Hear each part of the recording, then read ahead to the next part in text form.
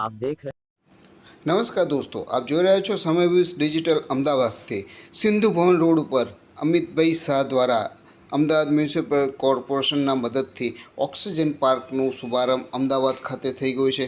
Morning walk માટે અમદાવાદની અજનબી આકાશગંગા સાથે હરિયાળી અને રસ્તાના જીવન મંત્ર સાથે ભરપૂર ઓક્સિજન પ્રાપ્ત થાય તેવો રમણીય પાર્ક સિંધુ ભવન રોડ ઉપર બની ચૂક્યો છે। ગુલાબી મોસમની મજા માણવા માટે ઘણા લોકો અહીંયા આગળ આવતા હોય છે।